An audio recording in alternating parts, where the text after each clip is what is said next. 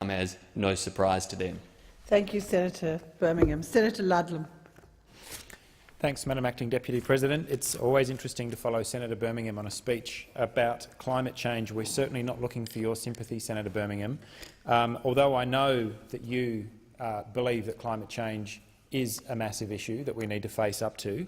Regrettably, Senator Birmingham, your boss does not. He thinks it's crap. And that is quite a big part of the problem, that the consensus, the cross-party consensus, that pricing carbon and making polluting industries pay, thereby becoming more efficient and financing the next generation of energy infrastructure in this country, was the most efficient way to drive emissions reductions. Not the only way to do it, but a pretty good place to get going. That consensus broke down, and it broke down around the time that the defective CPRS was being debated by this parliament. And as for the government, the problem with the Labor Party is that you never know what you're going to get, because it seems to depend on which faction has its hands on the steering wheel at any given time as to whether you get something like the Clean Energy Act, which is working, which is driving carbon emissions in the electricity sector in Australia down. That is the data. And it's not coming from Greenpeace, it's coming from the people who collect energy and greenhouse gas statistics in Australia. Greenhouse gas emissions are going down, electricity use is falling, it is becoming more efficient, and renewable energy infrastructure is displacing coal. That is the fact. The scheme that we set up is working. But of course it was written with the Greens, with Senator Brown, Senator Milne and the member for Melbourne, Adam Bandt, and Climate Change Minister Greg Combet, and the House Independents, in the cross-party climate change committee that was proposed by Senator Milne after the last election. And the outcome that we got was not perfect, but it was better than nothing, and it was certainly better than the defective CPRS that was unmourned that followed a few years before, in that it actually works, and we knew that the CPRS would not. So I'm very happy to give credit to the government for entering into that agreement and delivering a package that worked. This is also, of course, the party that is trying to double fossil fuel exports, not just out of the East Coast coal ports, but also the gas industry in Western Australia. And it appears to be that you can never really tell what you're going to get with the Labor Party, and it seems to depend more on internal factional disputes as to what sort of public policy result is going to fall out. And so we get these sort of outcomes like we're seeing tonight, where it is believed something in the order of $100 million will be cut out of ARENA. These are good programs. These are also programs that get renewable energy developers a leg up so that they can participate in the Clean Energy Finance Corporation process. So you take the small-scale investments, the loans, the grants, the research and development funding that ARENA provides, and that gets you into the main game of building large-scale renewable plants where the CEFC has been established with $10 billion worth of funding to get large-scale projects over the line.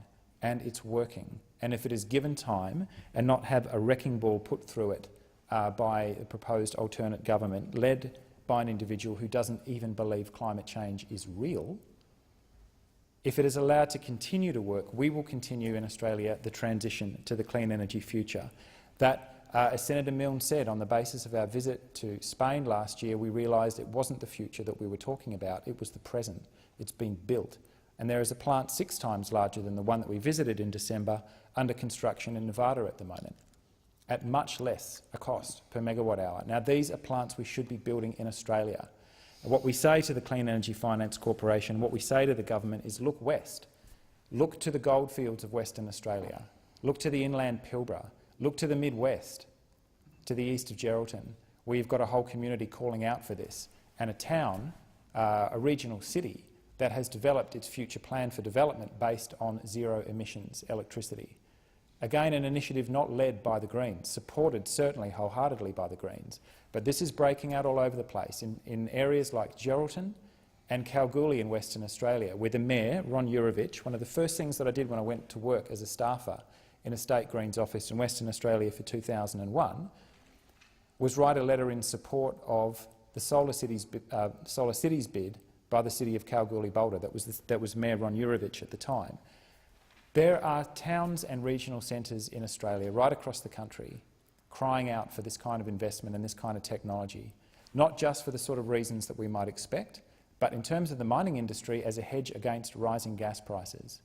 We developed, because the AEMO study, because West Australia is not in the national electricity market and they were unable to compel the Western Australian Independent Market Operator to do a 100% renewable energy study for WA, we undertook to do it ourselves because the state government is aggressively disinterested in understanding what kind of investment will be required to build out this sort of infrastructure in WA.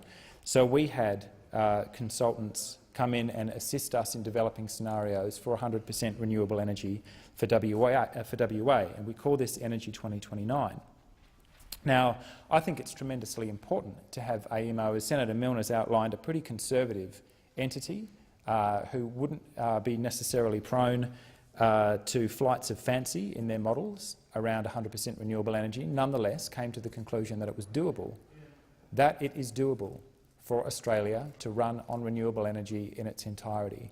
That is a big ask.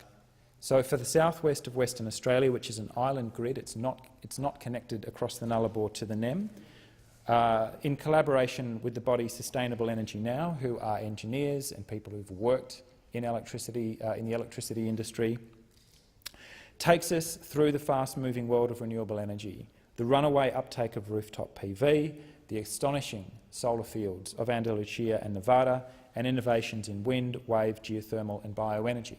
The largest renewable energy generator in Western Australia at the present time is the Perth metropolitan area, because of the amount of rooftop PV that has gone in Western Australia.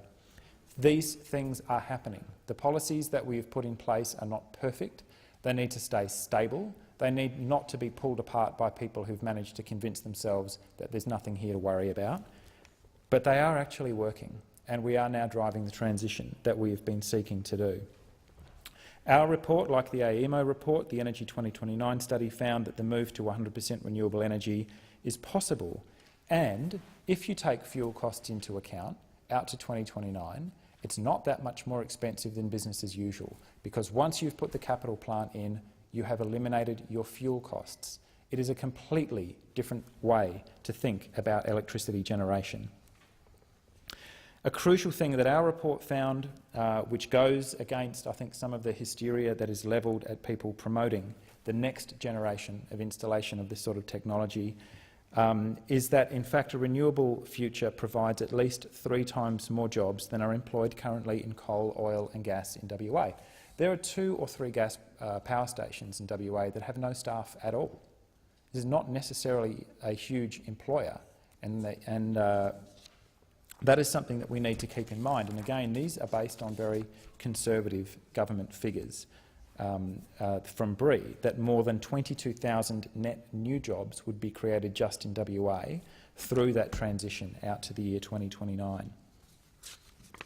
So this is something that the Australian Greens will be taking to the next election, and we will certainly be looking very closely at the budget when the Treasurer stands up tonight and delivers his speech, as to whether we can take the government, because we know we can't take the opposition, seriously on renewable energy, not just as an investment strategy for places like Western Australia, for the Sunbelt, for the Inland Pilbara, for the Midwest, but because climate change is real, because time is running out, because we are forcing our climate back to a place where it hasn't been for at least 3 million years. Whether Mr Abbott believes it or not is immaterial, because you can't fool the atmosphere. And that is why regressive cuts like those that appear to have been strategically leaked to the gallery to soften the blow, as it were, that there are cuts in renewable energy funding in this vital area of research and development funding, so that we don't end up simply buying this stuff from overseas companies in 10 or 20 years' time when it's too late. We can actually do this here. For all the acknowledgement right across the chamber of the crisis in the Australian manufacturing sector and what's been done to it, partly by the high value of the dollar, we have some of these things right in front of us. We have some of the best research institutions in the world, some of the best researchers who then go overseas to do this work. We have absolutely no excuse. The sort of things that Senator Birmingham stands up and says, oh, this is all about much larger emitters than us. This is not just a crisis, it is also an opportunity. But it's not an opportunity that will be met by cutting the vital research and development funding that Australian renewable energy developers need to do the job that we